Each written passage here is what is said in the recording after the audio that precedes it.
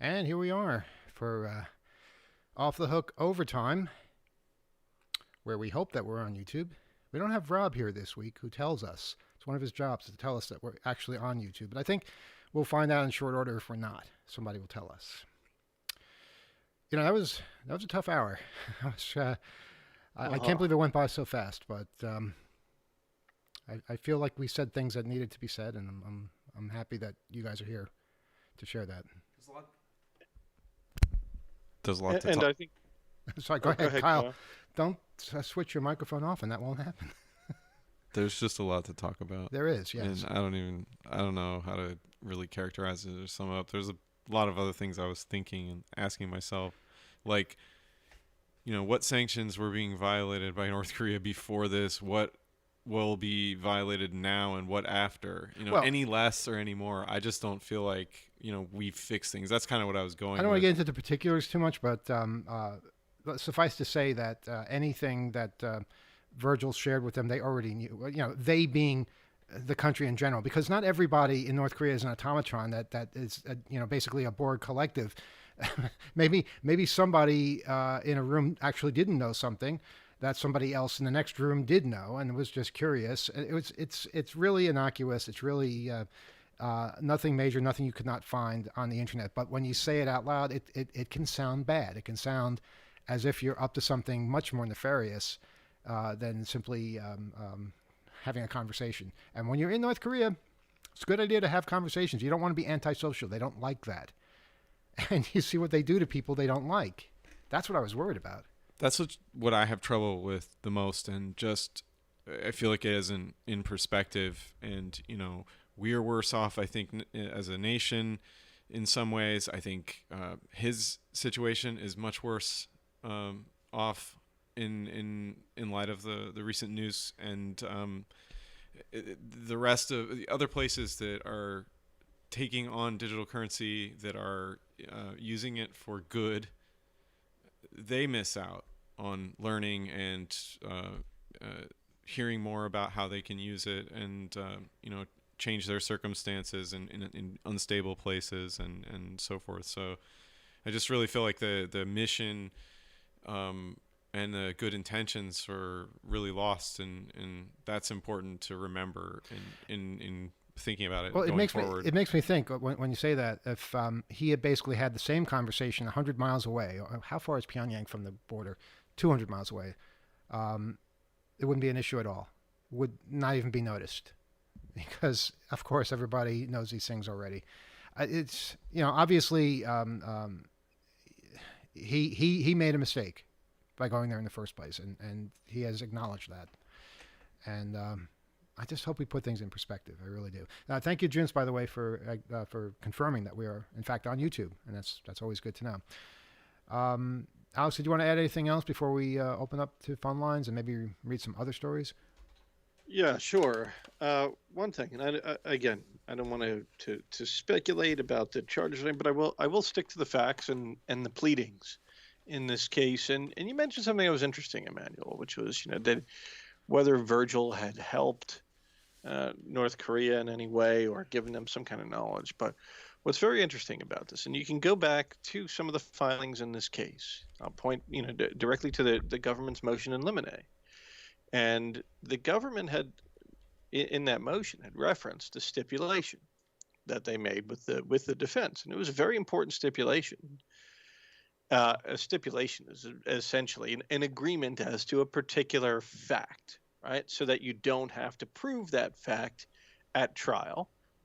It's not contested in a similar way. You can both stipulate to a certain fact, and the fact that was stipulated to by the government and by the defense was this: that Virgil's presentation in North Korea didn't benefit the government of North Korea by giving them any information that they didn't already know. So, in my untrained mind, I asked the question, then what is this all about? If he didn't say anything that benefited them in any way, is it just about going there without permission? Is that what this is? No, the hair that was being split was for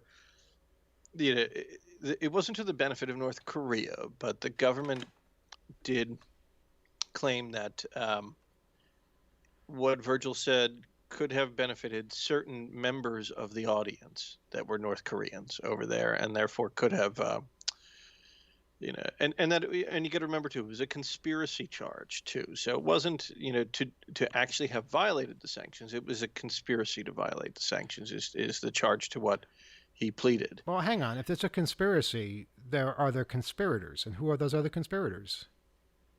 That's right. Have they These been other charged? conspirators they're named in there were CCs, co-conspirators 1 through 6 in the pleadings. Their names and identities are not known to the public. Okay, but I assume they're known to the government. Are they being charged with something too, or are they simply being ignored because they're only after this one person? As far as I know, nobody else is charged. Yeah, that doesn't make sense to me. But again, untrained. I don't know Yeah. the legal. Yeah, there's certain things I can't talk about. Of course. So obviously, and I got to respect those parameters. But I think there's an important stipulation and something to keep in mind when assessing Virgil's character. Is that this wasn't about major transfer of knowledge, and the government stipulated that it wasn't. Mm-hmm. And I very much hope that stipulated fact, and the government agreed with that, will go a long way at sentencing as well. I certainly hope so. I think it should factor into the severity of what we're talking about here.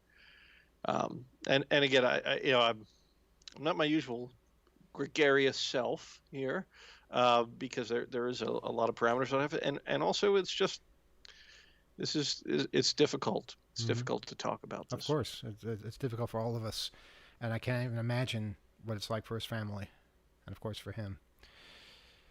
But if the co-conspirators are ever known, I'll bet anything these are academics. These are people that you would talk to about theoretical things, about problem solving, about the sorts of things that Virgil was so impassioned about, and nothing beyond that. Not criminals, not people meeting in back alleys or anything like that. Just intellectual challenge. We have a phone call, but I just want to get to another story just for a brief moment, just so I can say I've read more than one story tonight. China is announcing a complete ban on cryptocurrency. So, it's not just the United States that is in a panic. It's also China. According to a notice published on the central bank's website, it will be illegal for Chinese residents to purchase cryptocurrencies from overseas and even be involved in marketing or technical support related to crypto businesses. So, the kind of thing that's happening to Virgil right now, it's the kind of thing I would expect in China. I would expect somebody to be prosecuted for speaking, at a conference, for saying something. And if that were the case, I'll bet that our media would be covering it in a completely different way, saying, wow, look at that oppressive regime and how they're treating somebody who was just answering questions. I'm sure there are many instances we can point to over there. And it's just sad that this is lost on so many people. Yeah. All right. Shall we take a phone call? Oh, we didn't give the phone number out. How are they calling if we didn't give the phone number out? Do you want to start over? No. I didn't even listen. I don't know. It might be a robot. It could be a robot. It could be Google spam. It could be all sorts of things. But I should give the phone number out for those people that I think it's around here somewhere. are playing by the rules. It's 802. And then some more digits after that, I think. I'm sorry. 3, 2, 3, 1. 2, 3, 2, 1. Lift off. No, I'm sorry. 802-321-4225. 802-321-HACK. 4225 spells out hack if you have one of those phones with letters on them. Do people still have those? For some reason, I think our cell phones all have letters on them. Yeah, sometimes when you get a keypad on the phone, I think it puts the letters. Yeah. It's a connection to the they're there. past. Yeah. It's simulated. Yeah. See, they haven't gotten rid of that. They're getting rid of the landlines, but they're not getting rid of the letters next to the numbers. Because they realize that serves a purpose. Now, if only they could realize that for the landlines, I think we wouldn't be in such dire straits all the time. Anyway, let's get to this phone call. Good evening. You're on Off the Hook Overtime. Yes, hi, Emmanuel. Hey, Rebel. How are you doing? So I was just thinking, you were talking about China banning cryptocurrency. I don't blame them because, there's been a lot of scams, like people that say, hack your website or whatever and say, just send us cryptocurrency. So I don't blame them for. Uh-huh. But anyway, speaking of scams, how I get a lot of emails, like junk mail, that comes into my trash box, not my inbox or my spam box. It goes into my trash box, and it's spam that they don't go. It's not user at gmail.com or yahoo.com. It's user at AOL.com, and I don't have an account on AOL. And when I go to my username at AOL.com, or it doesn't work, it sends it back. So how do they get the email to me when they say that it's at AOL.com? Like I'll send a message to 2600 Emmanuel at AOL.com, and it'll go to the 2600.com site. I'm not exactly sure what the issue is. You're saying you're getting mail to an AOL account that you don't have. Right. Okay. Now, in other words, if I send an email to Emmanuel at 2600.com, it'll go to you. But if I send it to Emmanuel at AOL.com, it'll go to you, but it'll say that you haven't. Wait, it shouldn't. Well, okay, hold on a second. There's a couple of. First of all, yeah, it may go to me. It doesn't mean I'm going to read it. Okay, but it's possible. It's possible that the at AOL.com is a leftover from Instant Messenger, AIM, which was America Online that ran that. Right. And they might have given out an address by default, and that might be what you're seeing here. Yeah, but why is it going into the trash box? It doesn't go into my inbox or the spam. Well, that could be. We're talking about Gmail, right? Gmail? I think it's Gmail, yeah. Okay, sometimes Gmail. Well, I don't actually. You know what? I have a Yahoo account and a Gmail account, and I don't know which it's. Okay, whatever it is, it could be. AOL.com. It could be Yahoo. It could be Gmail. It could be mine. What's that one? MSN. Yeah, MSN or Hotmail. Whatever. Sometimes these companies, they have fights with other companies, and they say, okay, from now on, all your mail is going to go into trash. So it could be something like that. Or it could be because it's coming from a particular address format that they don't like that's associated with spam. Like, for instance, the default email address you get from your cable company. Sometimes those are attached to spam. So, things like that. It's possible. Okay. All right. So but it may be like hide it, like they'll say to unsubscribe, click here, and I click here, and they're expecting me to put my email address at gmail.com or yahoo.com. But when I look at who it's coming from or going to, it says at AOL.com, and I put my address at my username at AOL.com. So you know what I mean? Yeah, I think so. Alex, I think so. But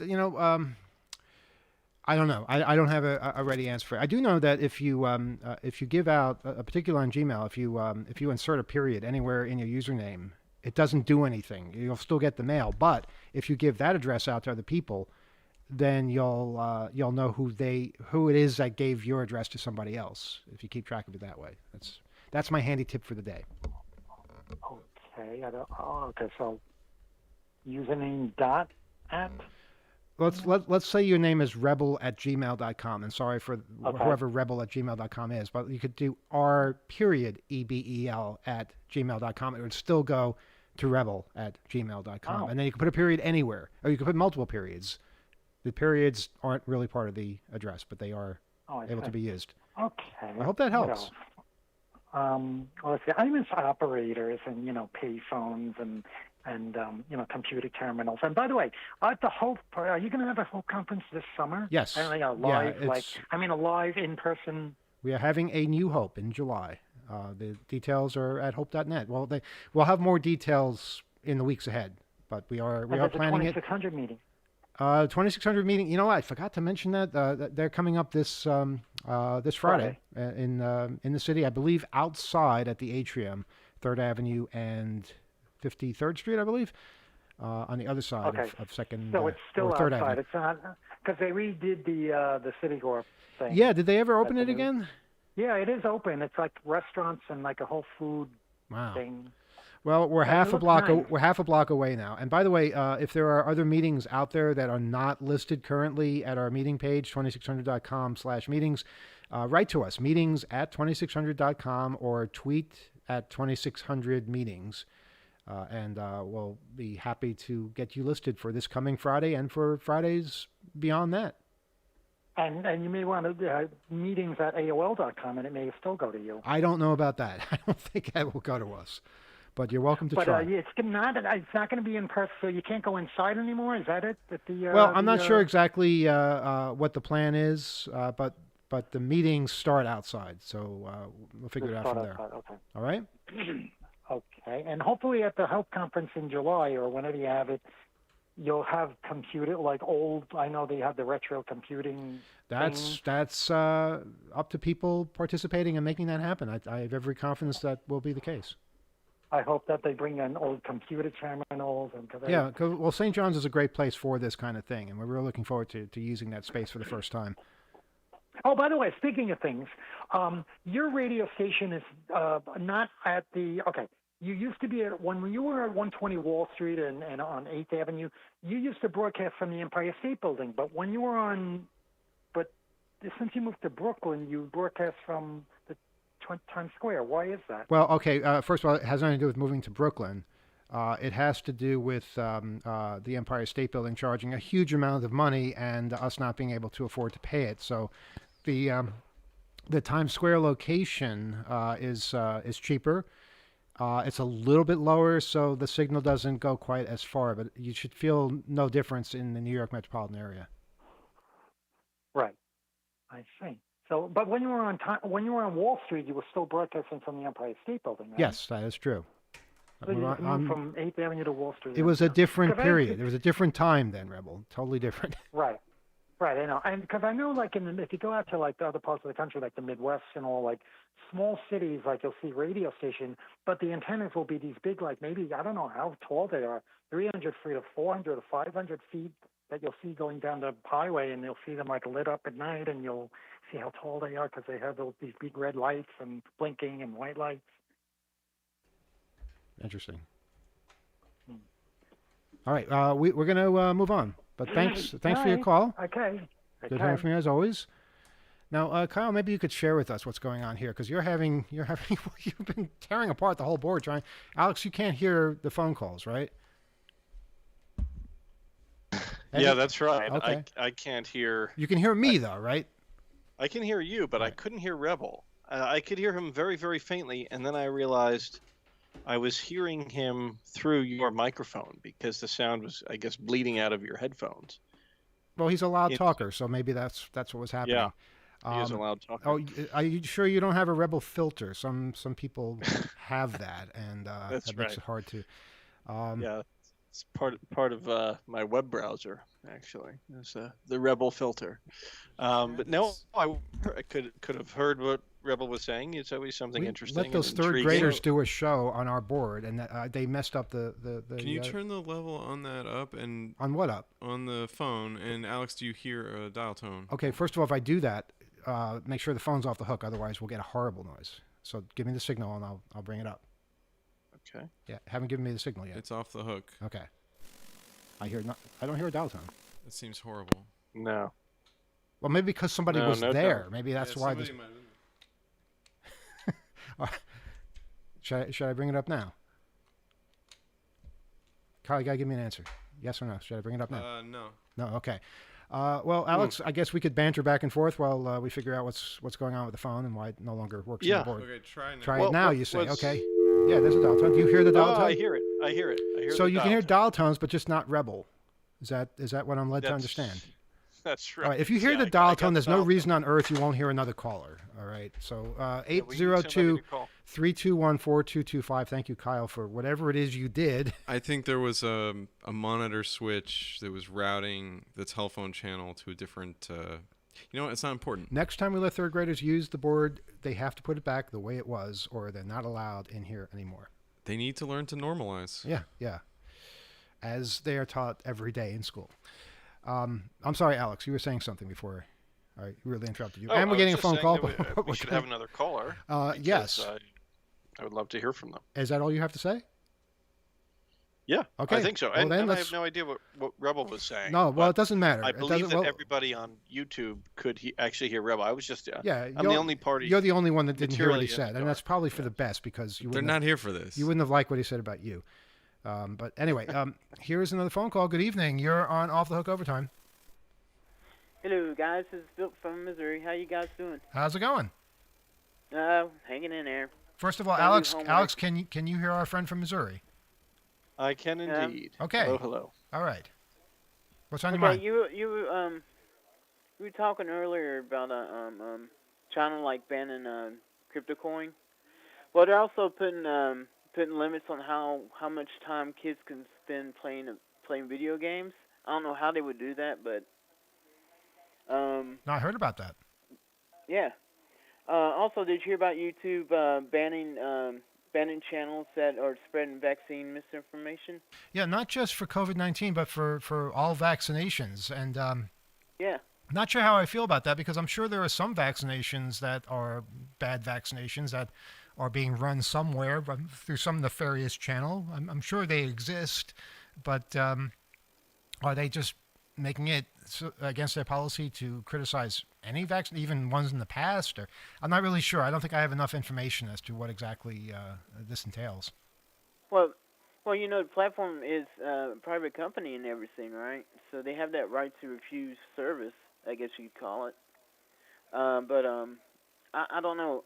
I really don't know. I mean, it's good in a way they're trying to get rid of some of this junk, but then again, where do you stop? I mean, sure these channels can start their own website up like InfoWars does. And Well, yeah, I post mean, their own stuff, right? that's what makes it not censorship is the fact that you can always speak using your own website or your own means of reaching people. YouTube doesn't have to give you that. Facebook doesn't have to give you that. Twitter doesn't have to give you that. And it's really, you're playing on their turf. I get that. If it ever becomes, if you criticize something and you get hauled off to jail for criticizing it, that's censorship, okay? That's when you don't have the right to say something, and that's not where we are now. Yeah. Also, the Assange deal that's in this recent book where they Mike Pompeo wanted to assassinate him. Mm-hmm. Saying he was he was acting as a spy, an espionage organization and whatnot, right? But the thing is with Wikileaks, right? They're publicizing everything they find, right?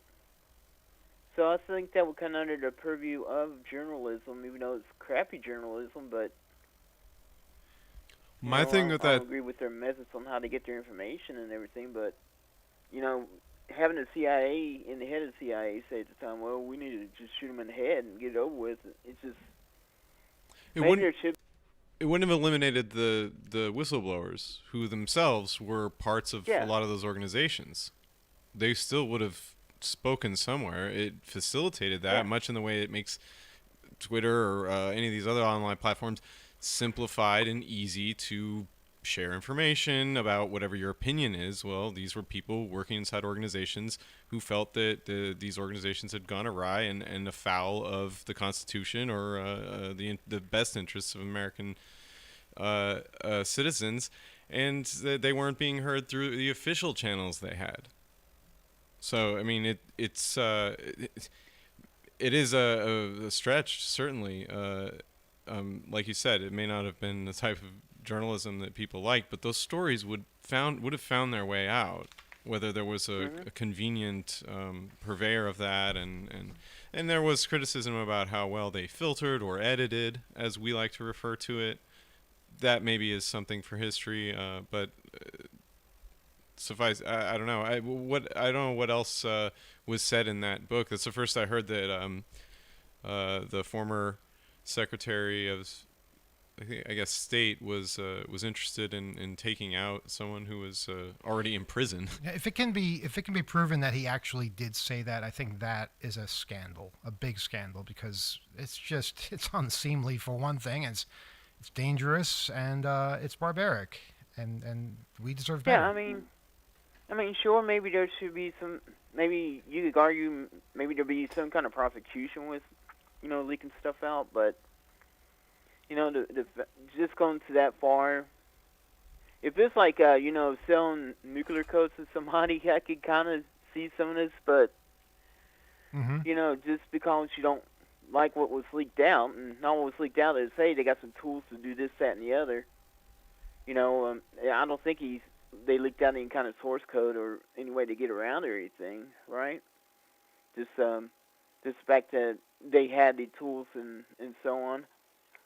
I just think it's just like everything with the CIA is overkill. I mean, look how they were talking earlier about on NPR about Haiti and how the CIA went. Well, not the CIA, but how our government went down there and kind of screwed things up, just so we can get cheaper sugar or whatnot. You know what I mean? And it's just I don't know. It's just to go and say, hey, we need to kill people because of what they know, because they told somebody else, is kind of ridiculous. It's not a good look. No, it's not a good look. No. It makes them look like bullies, which they very well may be. And like I said, we deserve better. And this is a certain sort of schizophrenia we have with our long-term foreign policy. I think it may be an effect of our deliberative sort of government, but we can't really be counted on in various situations over the long term, because often these things change versus in an administration. There's a fair amount of incoherence, I think, and even U.S. citizens might not know like what their tax dollars are doing in some other country, regulating some mission that someone somewhere approved and said, yeah, this somehow passes muster, with no oversight or black budgets, all these things. I mean, it goes on, and I think it is really made harder when journalism and institutions that are talking about these things are shining light on this stuff, when they can't inform the people that are voting for the leadership that approves this stuff. And I think that is something that everybody in America should be very concerned about, whether you've traveled or not, whether you're really interested in geopolitics or not. Stuff goes on in our name, and we ought to take an interest. And anybody who has a story to tell from the inside that puts their life or their career, life in the context of this conversation, that they put that on the line, they should be heard, they should be supported and revered for telling the populace what will not be told. And that's a difficult thing to do. That is worthy of attention and not constant threats. All right, listen. Well, thanks. we've always. Go ahead. Finish your thought, and then we're going to move on to the calls. Well, this country's always done the kind of heavy-handed thing with the stick anyway. Cause back in the 19th century, we sent like warships to hang out in Tokyo Bay to open them up so they could trade with us. It's why I don't get about this this pushback against critical race theory. I guess the people who don't want the kids to know that, hey, there are the people living here before we came over here in colonies and everything, and we kind of kicked them off their land and moved them into reservations and everything, and they don't want people to hear that. They just want to hear all the great stories, like they want to make it look like Hamilton. It's like, hey, look how great we were. And all this simple stuff, solution. Don't let them call it critical race theory. Call it history, because it's history. That is what it is, and we should allow history to be taught in all its blemishes. That's how history works. That's how we learn. I mean, that's how the amendments came about in the Constitution, to try to fix some of that problem.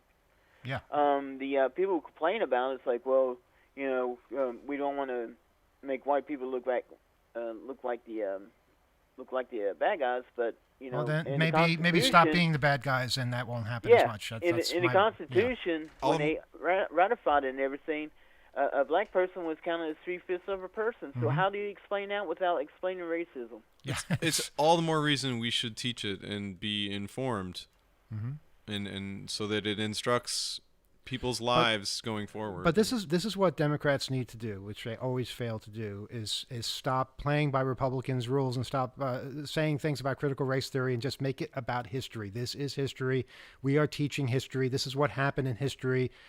How can you prevent us from teaching history to our children? Period. As soon as you take the bait and start using their phrasing, it becomes a lot easier for people who don't know all the facts to simply target you as the threat. And in this particular case, those people are not the threat. The people who are the threat are the people trying to prevent history from being told, and that is what they are doing.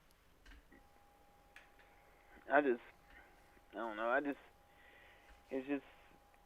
It's real confusing. It kind of makes me mad too, cause I had no problem learning about the trail of tears in school and all this sort of stuff. And this is stuff we already learned. I mean, I didn't know about the Tulsa thing until I didn't know about Tulsa watched either until Watchmen. very recently, and I'm ashamed. Yeah, but at the I same learned time, about it's, it watching Watchmen. yeah, I mean, I wasn't taught that in grade school, junior high school, or college. Yeah. The funny thing about that is when you walking away from that, asking yourself, well, why wasn't I taught this? It's like you answer your own question immediately. You're like, oh, okay, yeah. Yeah. Think about the most meaningless thing that you've been taught that everybody knows. I can't think of something offhand, but I know there are things like that everybody's taught, and something meaningful like this is just glossed over. Anyway, thanks again for the call. We're going to move on. Please keep listening. Yes. And call back. Now, Alex, there's a mirror behind your head, so I can tell that you're scrolling through the web. In case you thought you were doing that surreptitiously. There's no. You actually see what's going on behind me. Well, maybe in one of these picture frames. Yeah, yeah. Huh? Mm-hmm. No, I'm just logging on. Well, to they're legitimate sites. I mean, there's nothing to be ashamed of in any way. But I just figured you should know that we can see it. We can see it all. Well, speaking of being ashamed, I am much like our caller from Missouri was ashamed. I had only learned about Oklahoma, what happened in Tulsa, from the Watchmen. None of us knew about this. Okay, I'm glad that we're all admitting it, because literally none of us were taught this. Yeah, and I thought it had to be fake. I thought it had to be made up, and that it possibly have been that real. No, I didn't think that. I believed it when I heard it, but I'm very surprised that it was never taught, because that is just such an incredible story. How this thriving black community was destroyed in the early 1900s. It was just incredible. Yeah, it's absolutely horrific, terrible. And how much else? How much else haven't we been taught from history that we have to? I mean, Juneteenth is now a thing, finally. But how many people didn't know about that until recently? Okay, we have a phone call? Yeah. All right. Yes, I believe there's a call on the line. Go ahead, caller. You are on the air or on the web. Good evening, Off the Hook It's Overtime. Bobson from Bulgaria. We're getting all the regular callers. I would like to ask for the next caller to be irregular if possible. And what I mean by that is nothing to do with your diet. It has to do with not calling us each week. So I'd like to hear somebody that, not that I don't want to hear from you, Bobson, but I also want to hear from other people who maybe are calling for the first time. So just when Bobson leaves, please give us a call, 802-321-4225. Don't call before, or you'll go into some weird region where you might be able to leave a voicemail message, but we'll never get you. So, Bobson, what's going on? Well, I have a question for you. There's a recent news from New York where it said that people who are not vaccinated were going to be dismissed from healthcare occupations. Uh-huh. Does that sound familiar? Yes, it does. That is correct. People who are not vaccinated are no longer going to be allowed to work in healthcare service or what have Yeah, you. in a Which is a position good in a position of idea, in my healthcare. opinion. Yeah, a position of healthcare where people can spread disease. Yeah, I think it's a good Yes. idea to have those people vaccinated. If they don't think it's a good idea, I'd like to ask why they're in healthcare in the first place. Doesn't make any sense. Well, I have a question related to that. By the way, before does you that- before you get into that, Bob, since somebody has audio up high and we're hearing delay, so is that you, Alex, or is that you, Bobson? It's one of you. It's not Alex, so it must be Bobson.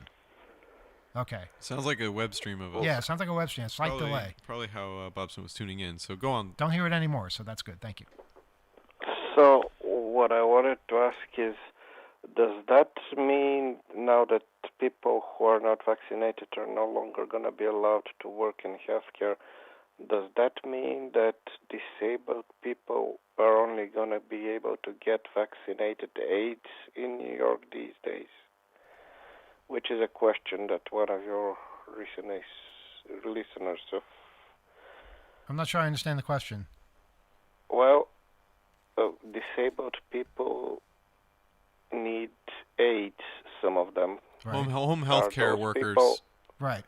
Oh, Are those AIDS only going to be vaccinated from now on? that's a with good the question. Like recent one of our changes? listeners called in about months ago. I think this has Yes, been addressed. That's what I was thinking about, asking if you know anything about it. I'm not 100% sure, but I think in weeks prior, this issue was specifically addressed in New York State, but I don't know the details on that. Yeah, but I'm not 100% sure. it certainly seems like this is a step in that direction if it hasn't already been crossed. So I would hope so. Yes. I would hope so.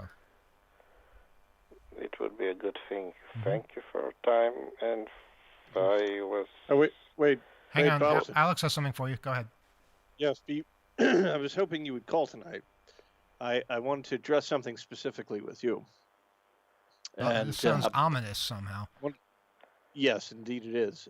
So, a couple of weeks ago, I was driving around here in Pennsylvania, and I saw a market, and it was labeled as a European supermarket. So I convinced my wife to go to this European supermarket with me, and it was hardly European. It was almost exclusively Bulgarian and Russian, and just tons and tons of Bulgarian food at this market. I had no idea there was some kind of Bulgarian expat community over Wow. here in Pennsylvania. But I got these cookies that I absolutely loved, and I remember the name. I think it was Wafla. Does that Okay, sound like yes. it cooked right? Thin slices of baked baked. What's it called? Dough with filling Like a between pastry them, right? kind of top, right? They're wafers. They're like a wafer. Yes, wafers in layers with filling between them, right? Yeah, that's right. Except they're bigger and thicker than I think a usual wafer like that we would have here. And it was this gigantic box of them. They were really good. You see, this is hackers engaging in cultural diplomacy again, Well, exchanging there's information. plenty of various brands of those around here. Uh-huh. Is Wafla the brand, or is that just the name of the type of cookie? Waffle is just the type of the what's Type it of called? cookie? Of the dessert type thing. It's like a cookie bar or some such. Yes. Okay. Yep. There's various that makes sense. And then I various also got a brands bottle of them, and Hang on. You I- guys are talking at the same time. Alex, go ahead. Yeah, sorry, Bob. I didn't mean to talk over you. I also got a bottle of something, I think by the name of Ochakovsky. Are you familiar with that liquid? I thought he was a composer. Ultra. I actually don't. I haven't heard the name yet.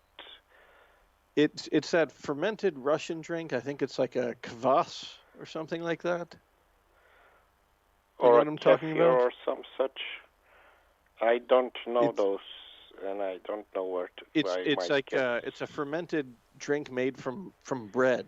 The woman told me that they made it from bread, and from rye bread, and it had this kind of bready um, it was pretty, to my mouth, it tasted really putrid.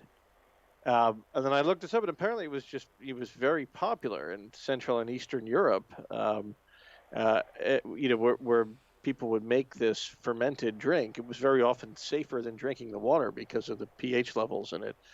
But I wanted to know if you had this. I'd read stories about kids kind of surviving off of this very Well, strange there's a fermented. different fermented drink that was popular here when I was younger and before that, and it's in recent time been damaged by commercial mishandling, shall we say, by people who are looking to make quick buck. But yeah, there are certain fermented beverages that are.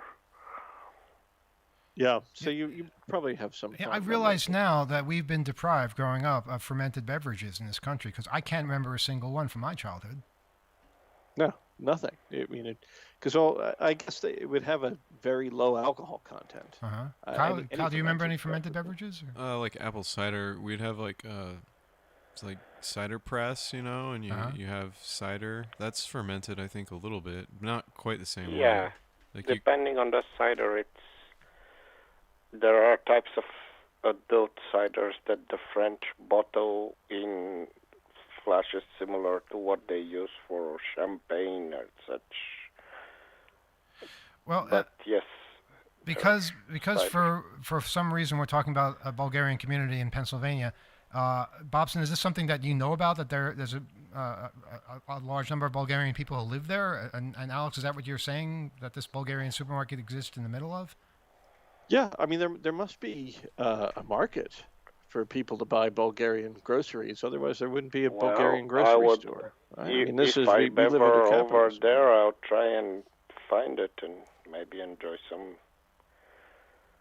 imports that are less likely to be obtained elsewhere. Is this place a chain or is it just one place? It's just one place. Huh, interesting. It's a standalone store. Yeah. Does it when you have come to visit, I'll Cyrillic take you writing there. on the outside?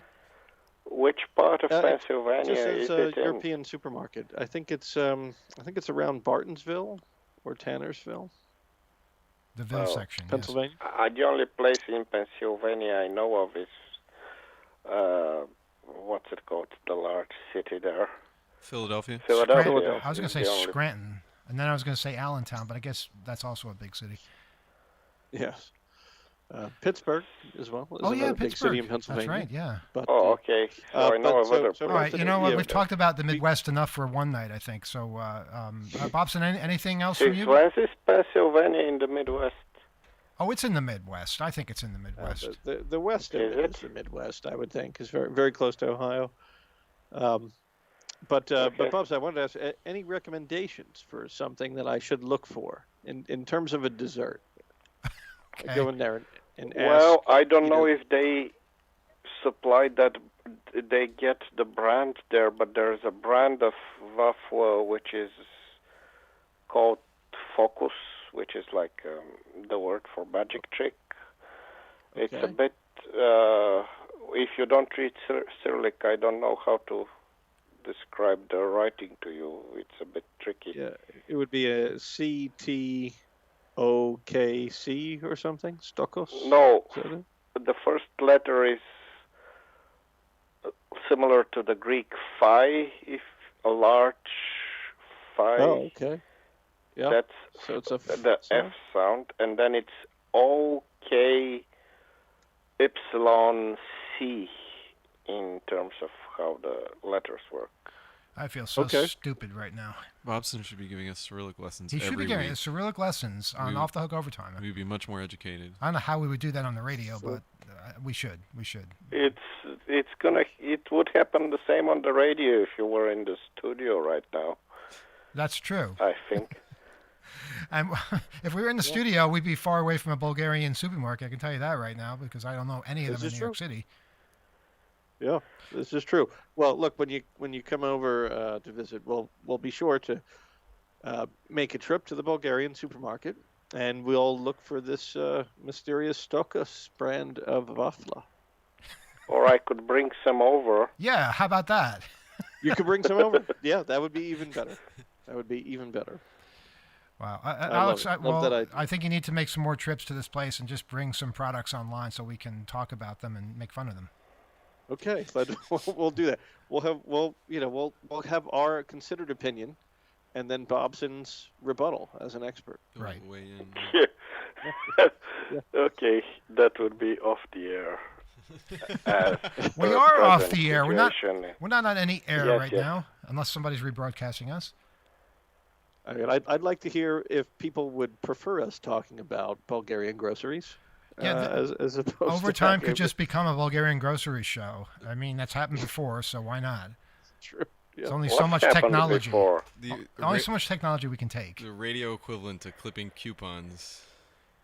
Did you say coupons? Yeah, it's like You say coupons. coupons? Why do you say it that way? It's coupons, not coupons. I mean, it's O-U, C-O-U. Well, Coupon. then again, Sorry, coupon. the way you pronounce Spokane, I can never understand. Spokane. Yeah, it doesn't make sense. K-A-N-E is Kane. All right, you know what, Bobson, we're going to bicker about our own language now for a while. But thanks for calling. Good to hear from you. I'll be listening on YouTube's. All right. The YouTubes. All right, and greetings to everybody in Bulgaria from us. Thanks. Have a wonderful evening, folks. And a wonderful morning And to you. thank you for the shows. I'm sorry about the situation your friend has found themselves in. Well, That you spoke on the radio about. as long as you know the story and are able to keep up with it, I think that's something. I think that counts. That matters. Well, you people are the only way for me to be able to keep up with it. So I'm waiting to hear more next week or whenever things become clear with the trial and all that. I will try to keep people updated as we learn more, and the 2600 site as well. Anyway, good hearing from you. Take care, and we'll see you next time. Thanks for, Same here. Have a good night, everybody. thanks for listening, too. All right, and I guess now's the time for that irregular caller to call in. 802-321-4225, 802-321-HACK is our phone number. And, oh, wow, time really flies when we're doing radio, online or offline. So, yeah, what do you think about this hack of Epic? Anonymous hackers dumped 150 gigabytes of names, passwords, and addresses of far-right website admins. The massive data dump could take years to properly analyze. It includes names, passwords, and addresses of administrators of far-right sites. They all use the Washington-based web host Epic, E-P-I-K, which was founded by a guy whose name is actually Rob Monster. Epic has hosted websites like B-Chan, The Daily Stormer, Gab, and Parler. The domain registrar's weak security standards left its customers vulnerable, that's according to the hackers. Anonymous published the 150 gigabytes of data for public download on September 13th, with a letter urging researchers to trace the worst trash the internet has to offer. The leak has already led to the identification of some far-right activists. Ali Alexander tried to hide his involvement in January 6 protests shortly after the Capitol riot turned deadly, according to a data analysis by the Daily Dot, and I'm not sure why that's in this summation here. I don't think it has anything to do with the rest of the story. But that's interesting to see. It's probably related. It's from the Daily Mail, yes, but it was listed as one of the items, so I'll look at that a little bit more carefully. Let's see who's on the telephone. Good evening. You're on Off the Hook Overtime. Go ahead. A few quick thoughts about email dot addressing and plus addressing. Actually, sorry, I cut you off at the beginning. Could you reintroduce yourself? Yeah, this is Pete from the Hudson Valley. Oh, okay. Hi, Pete. How you doing? I think you're an All right. irregular caller. You haven't called us too much recently, have you? Not too much. Okay. A few times in the past. What's but on your it's mind? been a while. So just a few quick thoughts about email dot addressing and plus addressing. So Sure. I know plus addressing appears in the email spec or the RFC, and it should work with most email providers.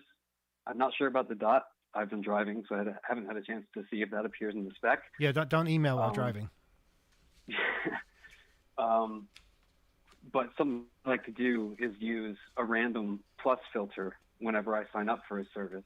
And it adds a layer of security because if someone knows your email address, can't try to do like a brute force attack and log in as you because they don't know what the plus is necessarily. And it's also surprising how many services don't recognize plus as a valid email character because they use, some basic regex. Right, right. But yeah, it's worth trying. What I do is add it to my password manager. So I have it's basically a custom email address for each site alongside my custom password. But yeah, that was it. Just wanted to throw that out there. All right. Well, thanks. That's very, very helpful. Drive safe. All right. Take care. Take care. I think we have time for maybe one more phone call. That was really interesting. That was a very compressed news alert. So Yeah. I'm fascinated, and I want to know more about just exactly what the plus scheme is. From what I understand, it's basically just like separating names with a dot, but you could add in a plus. But he's talking about sites not accepting that expression or that character. And well, there's a difference between not accepting and ignoring and Yeah. and bouncing and things like that. But it's, experiment. Try different things. We'd love to hear more about this. Absolutely. But one thing I think is very important is be sure to use two-factor authentication. I say this because a friend of mine recently found themselves targeted by an angry ex who somehow still had possession of a laptop that allowed automatic login to Gmail. And with that, they were able to gain all kinds of information about them, their significant others, their family. We're talking about financial statements. We're talking about voicemails. We're talking about emails. People put way too much on these services. But if you're going to do that, okay, at least have it so that whenever you log into this particular system, you have to verify that it's actually you. And the way that works is you enter your password and then you get a text message on your phone. So somebody will have to have stolen your phone and have a way into your Gmail or equivalent account. Now, that's assuming you don't change your passwords. But, there are many shortcuts that people install to make things easier. Wouldn't it be great if my laptop just always automatically accessed this because who else is going to be using it? Well, if somebody else is using it, then they have access and they have permanent access to all the data that they download from that point. If you have two-factor authentication, that won't happen. Doesn't mean your data is completely safe. There's always the possibility of break-ins on the other side and all kinds of other compromises, but at least this very common way of getting information, getting your data will be thwarted. And it's widely available. It's been made very, very accessible on most of, especially email providers like web hosting, whatever provider you've chosen. They are they really encourage people to take advantage of this. Banking sites, stuff like anything that is critical. Because they know how insecure they are. They really do. And it makes it a little bit more complicated for you to be exposed in the way you described, like an ex. Oh my gosh, I can't imagine. Yeah, it's a nightmare. And it's not like if you cut off access, they didn't already get all the information because you store so much on their servers. I don't understand that. I mean, at least, look, if you're not running your own email server, fine. But you can at least download the emails to your local machine. There's no reason they all have to be on there for years and years and years. No, not fine. I'm going to interrupt you. I totally disagree. It's not fine. More people need to do it so that it continues to be developed and it can be treated seriously by the hegemons and the webmail providers that do crazy things that make, email that isn't from one of their services harder. They even compete. I think Yahoo would get in little tiffs with Google's mail service, and they would refuse mail or have it not work. The less people that get curious about this stuff, the more those alternatives are going to be the only things left. And it is, yes, it's work. It's harder. It might take some reading or a whole group of people to read and try to figure out what works best for their organization. But you end up in a better place in the long term, and you're not trusting a third party by default. You're trusting your gumption and know-how and maybe even building a community along the way. So I cannot more strongly encourage people to do it for fun. Do it alongside your other accounts just to see if you can do it. I remember when building machines and installing OSs and stuff was a little bit more complicated than it is now. And I would challenge myself just to see if I could do it with whatever OS. I didn't even make an account on the OSs. I would just try it out to see if I get hardware to accept whatever distribution I was interested in at the time, and to see what it was like. That is a curiosity and experimentation that is so needed, and getting people who have no idea about what I'm talking about in front of a machine and trying this stuff out. Right. Maybe before they're on some track or some formal career path, just to experiment and to know. And it's empowering to know that you can host something yourself, or to build a computer program yourself, or to run a web service or something independent of other people. That's incredibly empowering. And I think we have taken convenience so often to our own detriment, to real detriment. It's not good for our edification. We lack control and configurability, customization, the granularity of what is accepted and what isn't as a regular expression or an actual character. All of these things you put in someone else's control, and they make those decisions for you. Right. And we are at a point in time where there are so many other parts of the world that do not operate this way. We need to get with a program. We need to encourage this stuff. We need to be much more capable and less dependent with technology. And don't be afraid to break things. I mean, it's your machine. So, okay, what happens if I do this? If I run this program? Okay, I completely nuke the operating system. I'll just reinstall it.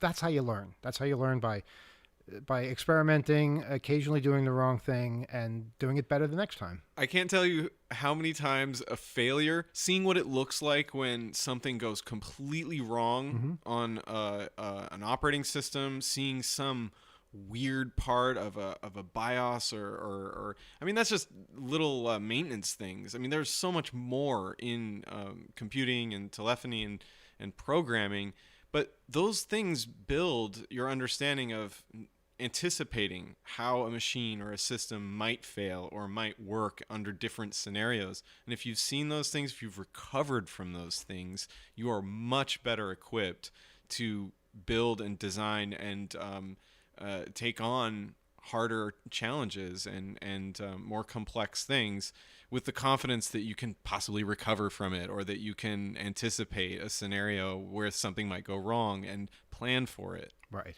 Don't just blindly follow the rules. Know why you're following the rules. Know what the consequences are of not following the rules. And see value. Yeah, see value in exploring the technology, not just, consuming it and what is it doing for me at this moment. Right. But see, now we have the freedom to be able to do these things locally on our own machines. So we're not hurting anybody by trying certain command structures that would crash a system somewhere else. But yes, as you say, you learn more about the design, about how to make things better. And that's what it's all about. If you just blindly follow the instructions, you're never really learning anything about how the systems work. And that makes it so that you're completely under somebody else's control, and you have to accept whatever decisions they make, and they're often not the decisions that you want. Yeah, you're worse off. You end up with less in the end. I think there's so many benefits to that independence and confidence, and it's a whole passionate area of interest that I would love to go into. I think this is an excellent stopping point for this week's Overtime. Alex, did you have anything that you wanted to add in these closing moments? No, just, thanks for listening, everybody, and we'll talk to you all again soon. You can write to us, oth@2600.com, and you can also register your meeting. If you want to have a 2600 meeting this coming Friday, first Friday of the month, write to us, meetings@2600.com, or go to the website, 2600.com/meetings, to see if you're already listed, or you can use Twitter and send a direct message to 2600 meetings, and the folks there will be happy to respond and help get your meeting started. All right, I think that's it then. No closing words. Thanks everyone for calling and listening. I think we're still at Hacker Radio Show on Twitter. Yeah, as that's well. that's our Twitter. Follow along, and of course 2600.com for the latest news and information about our next show. All right. Night, everybody.